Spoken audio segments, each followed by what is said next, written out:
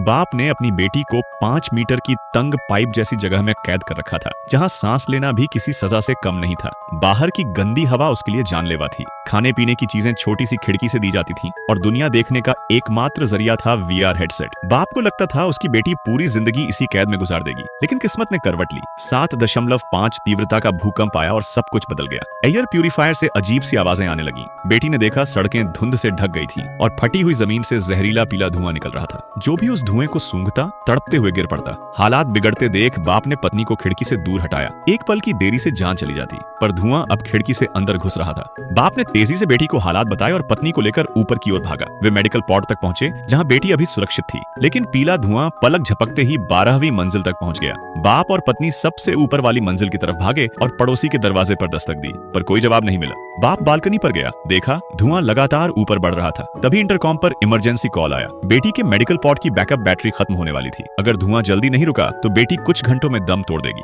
बड़ी मुश्किल ये थी कि बेटी दूसरी मंजिल पर थी, यानी 18 मंजिल नीचे। वहां जाकर बैटरी बदलना और वापस आना सांस रोककर करना पड़ता, जो लगभग नामुमकिन था। तभी बाप को याद आया कि नीचे वाले पड़ोसी को सांस की गंभीर बीमारी थी, यानी उसके पास ऑक्सीजन सिलेंडर जरूर होगा। अपनी जान की परवाह किए बिना बाप नीचे की ओर भागा। जहरीला धुआं अब उसके गले तक पहुंच चुका था। उसने तुरंत सांस रोक ली और पूरी ताकत से नीचे की ओर दौड़ा। खिड़की तोड़कर घर में घुसा, चारों ओर नजर दौड़ाई। तभी उसकी नजर कमरे में पड़ी पड़ोसी की लाश पर गई, लेकिन अफसोस का वक्त नहीं था। तेजी से उसने कमरों की तलाशी ली। उसकी सांसें खत्म होने को थीं। आखिरी सेकंड में उसे एक कोने में ऑक्सीजन सिलेंडर मिला। बिना समय गंवाए मास्क पहना और गहरी सांस ली। नई ताकत के साथ वो तेजी से दूसरी मंजिल पर पहुंचा और बेटी के मेडिकल पॉड की बैकअप बैटरी बदल दी। लेकिन खतरा टला नहीं था। जहरीला धुआं अब भी ऊपर बढ़ रहा था और उनके पास वक्त बहुत कम बचा।